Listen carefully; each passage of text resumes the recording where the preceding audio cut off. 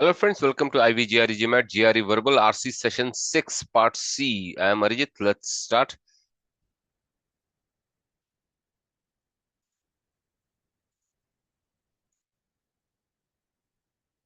Question number 15.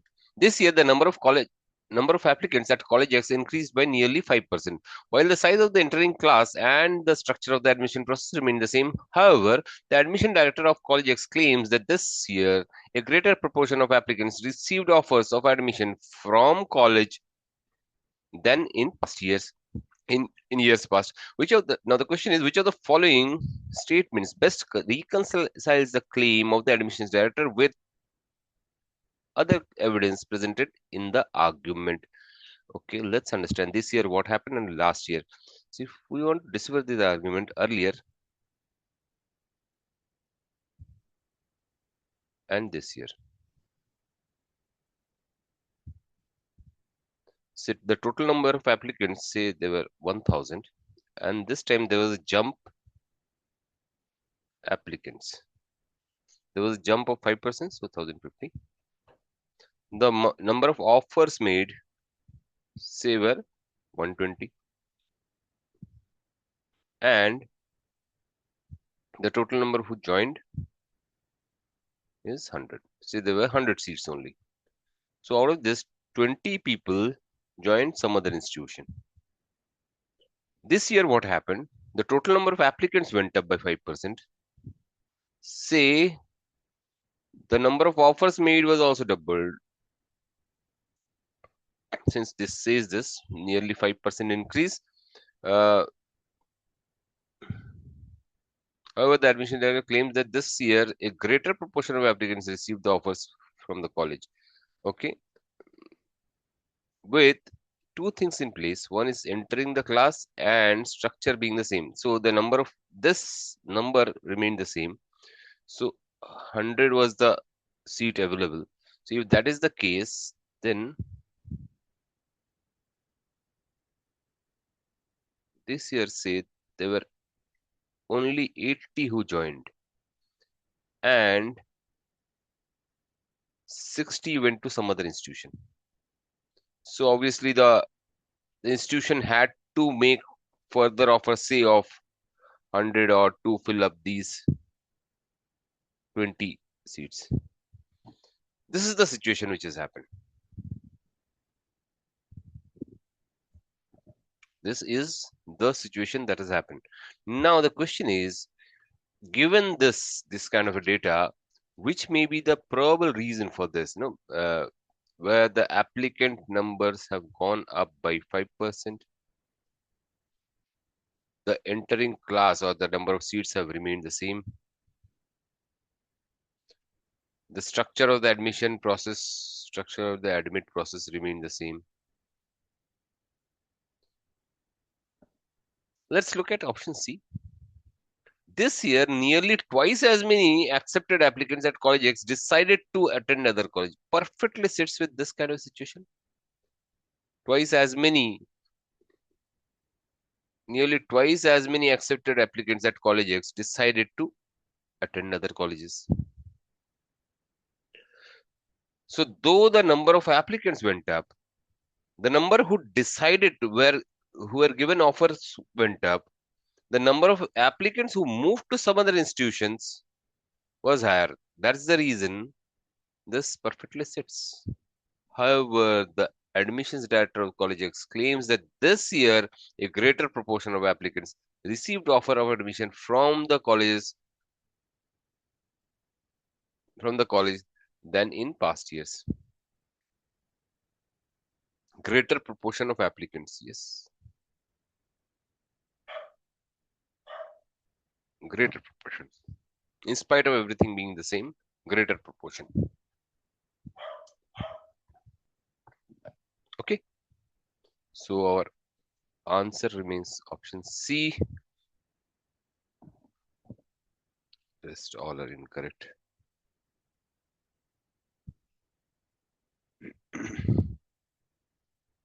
Okay, let's move on to the next one. Question number 16.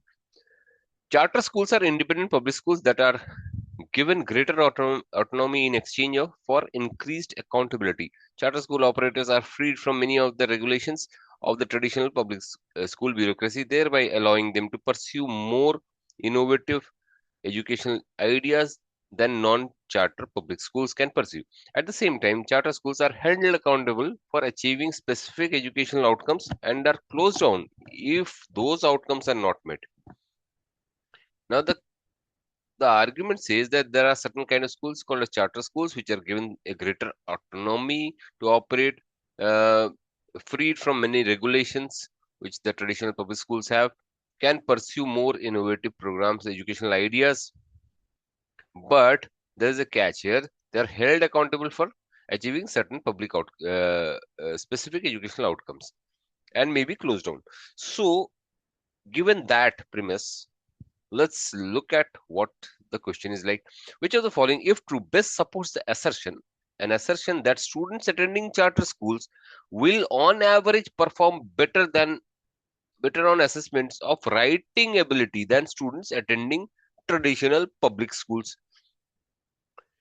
Okay, looking at the options, if we go one by one, let us see. Option A, students who attend schools that emphasize order and discipline perform worse on assessment of writing ability than students who attend schools that do not emphasize an order and discipline is not talked about, so drop it. Majority of the students who score 99 percentile on assessment of writing skills attended charter schools. This is a flawed kind of an argument. First of all, uh, the percentage, etc., and the percentile is not being talked about. Majority of the students, 99 percentile, we are asked about the average performance, not about the majority kind of performance. So knock it off. Option C, public schools that operate outside the traditional public school bureaucracy spend more time in teaching students writing than do public schools is not out. So out. Option D, students who attend schools that are allowed to experiment with writing curricula perform better on assessment of writing ability than students who attend schools that have less flexible curricula. Absolutely perfect. Option E, there are far more students attending non-charter. Absolutely not. There's nothing like non-charter public schools given.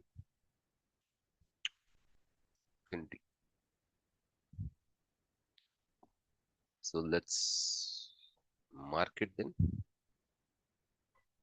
Everything else is incorrect. This is the correct option. Option D. Let's go to the next one and see. Question number 17. Students from outside the province of Markland who in any given academic year pay twice as much tuition fees as each do students from Markland had traditionally accounted for at least two-thirds of the enrollments at Central Markland College. Over the past 10 years, academic standards of the college has risen and the proportion of students who are non-Marklanders had dropped by 40%. There is a catch here. 40%, two-third. Remember, fraction and percentages have got nothing to do with absolute numbers. Now let us decipher this argument. Previously, say 10 years back. And now. If this is the situation, previously say there were 100 students. Out of them, two-third were non-Marklanders. So 67 were non-Marklanders. Total number of seats go up to 200. Now 40%. 40%. That makes it 80. Non-Marklanders. So just see, this drop has got nothing to do with the absolute number. So actual number has actually shot up. So to decipher this argument, if I go to this place and see what is really happening here, we will see option E. If the college's per capita revenue from tuition has remained the same, the tuition fees has increased over the past 10 years. Yes, absolutely perfect. Let's see the other arguments also, other options also. Option A, if it had not been high tuition fee, the students on the Markland This if is a prediction, and we will not pick up any prediction. If academic standards, prediction. Over the past 10 years, option C is over the past 10 years, the number of students from Markland increased and the number of students from outside Markland decreased. The number of students is not being talked about. The percentage of students.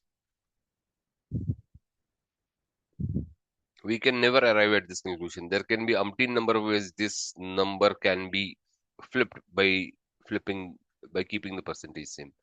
Option D, over the past 10 years, the academic standards I mean, uh, of Central Markland College have risen by more than the academic standard other Markland. Nothing like that is given. So, option E, perfect.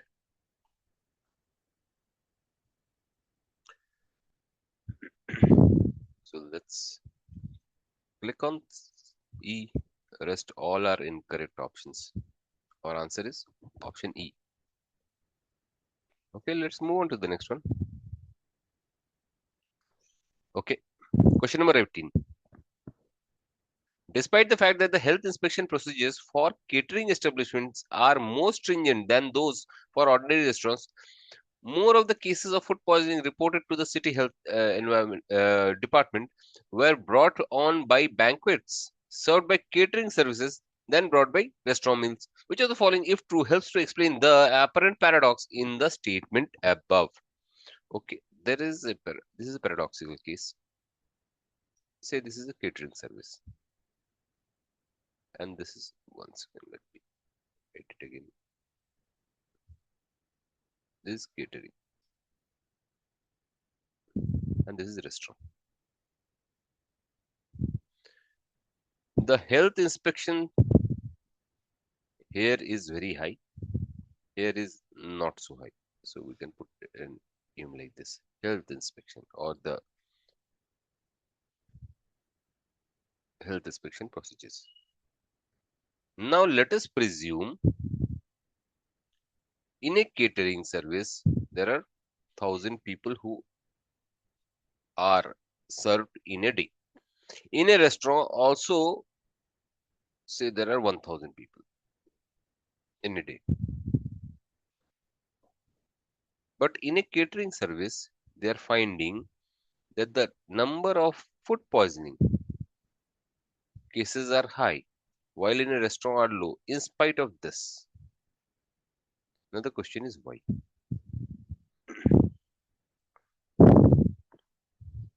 Let us understand one thing.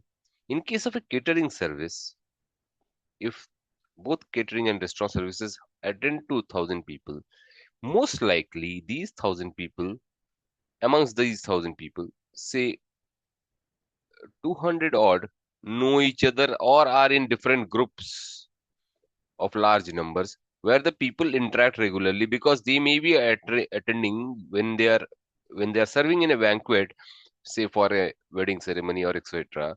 It is quite likely it is a closed group of 1,000 people, or say if we put the number as 100 people here and 100 people, all these 100 people they know each other. So if that is the case in banquets, but is in restaurants, this 100, the people may not know each other. They may be in groups of say 3 people in a family, 4 people in a family. They may not know each other. So most likely, if there is a food poisoning case in a catering service serving to a banquet, there is a quite likely chance that that is going to be getting reported to the health inspection people, right? The health department, right? If that is the case, then if that is the case, then it is quite likely that they are going to be reported. So keeping that in mind, let's look at the options. Option A, significantly larger number of people eat in the restaurants than attend. It is not a question of larger number. We are not talking about the number of people. So option A dropped. Option B, catering establishment know how many people they expect to serve and therefore are less likely than restaurants to have and serve leftover food. It's 180 degree. This is true. Drop it. Many restaurants provide catering service at banquets in addition to serving individual meals. Additional information doesn't make sense, nowhere connected to the argument we are trying to sort out. The number of reported food poisoning cases in at catering banquets is is unrelated to whether the meal is served on the caterers or in the client's premises. Again, an additional info doesn't make sense. Option E: people are unlikely to make connection between the meal between a meal they had eaten and subsequent illness unless the illness strikes a group who are in communication. A group who are in communication with one another. Perfect. In a banquet served by catering, 100 or 1,000 people, most likely a big group of people know each other. So if anybody falls ill, that he will cross check with the other people. While if it's a restaurant, it's unlikely to make a connection between the meal and eaten and subsequent illness. So option E. So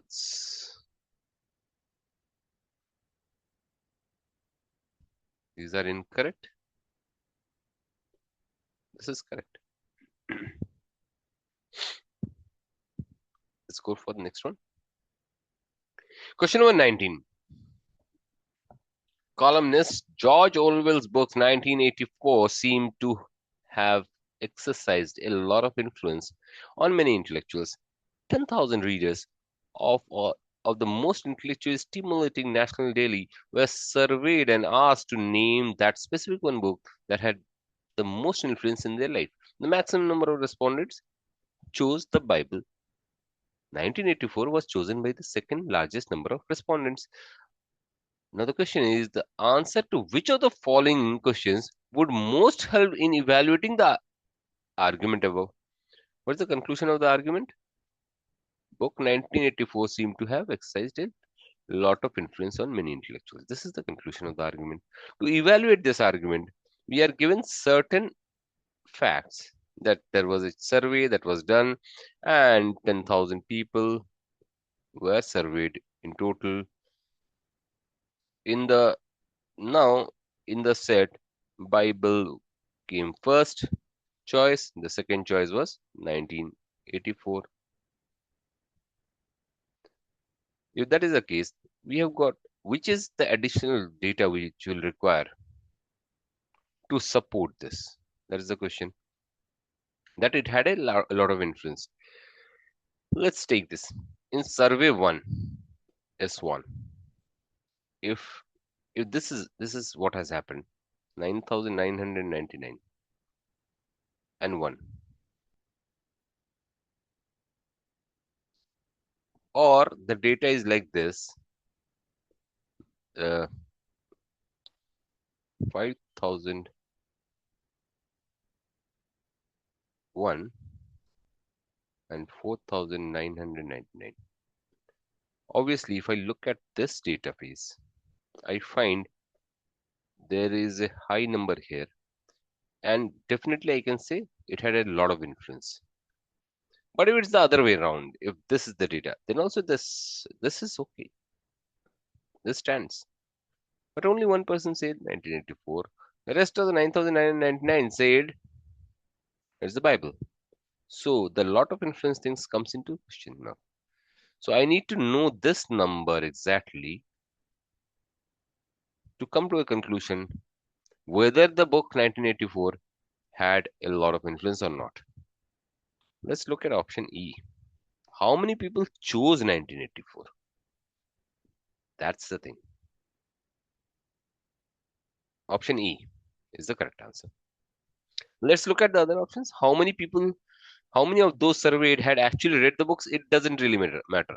When you are doing a survey, people have read the book or not, because Bible is a book which people must have heard in the sermons, etc. So it may have been influenced by some other way. So reading the book is not a criteria. How many people had each person surveyed read? How many books had each person surveyed read? How many books they read? It's not the question. Did the people speak the truth? We have to, in a survey, take into account that they are speaking the truth only. So obviously, not our correct answer. Overall, how many book titles were nominated Again, nomination is going to not being talked about. So option E.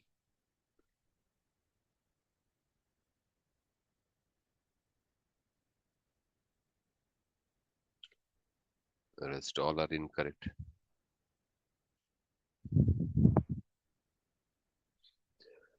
Right, folks, let's move to the next question.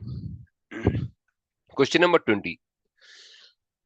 Some modern anthropologists hold that biological evolution has shaped not only human morphology but also human behavior. The role of anthropologists ascribed to evolution is not of dictating the details of human behavior but one of imposing constraints, the ways of feeling, thinking, and acting that come naturally in archetypical situations in any culture. Our frailties, emotions, and motives such as rage, fear, greed, gluttony, joy, lust, love may be very mixed assortment, but they share at least one immediate quality, which is we are, as we say, in grip of them. And thus they give us our sense of constraint. Unhappily, some of these frailties, our needs for ever increasing security among them, are presently maladaptive. Yet, beneath the outlay of the cultural details, they too are said to be biological in direction, therefore, as natural as to us as are our appendixes. We would need to comprehend thoroughly their adaptive origins in order to understand how badly they guide us now, and we might then begin to resist their pressure. Now, the question is, in this discussion of maladaptive frailties, author assumes that. Let us remember one thing. This word maladaptive shouldn't be there in the options. Reason being, whenever an argument is made, fact, which is driving towards a conclusion, there is an underlying assumption which is not mentioned in the passage, which shouldn't be mentioned. These are mentioned. The underlying assumption is never mentioned. So the word maladaptive, which is mentioned here, will not be here. Simple fundamental. Hence, option A, out, maladaptive, out, again, maladaptive, out, maladaptive, out, is the correct answer. Else, if you want to decipher this argument and come to this, I mean, it's time consuming and you may land up with something else with the incorrect answer. So, easiest way not to go anywhere else.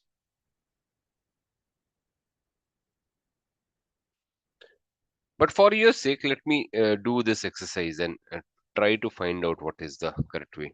What it is generally saying. As human beings evolved in the past, say 70,000 years, as the number of years human being has been in the present form, there are many things which we lost. The Homo erectus, which was there, to the present Homo sapiens, which is highly developed mentally, physically, etc. The human morphology has undergone tremendous changes. But there are certain things which we have not adopted till date, which we are saying as maladaptive or they are not required, like the appendixes.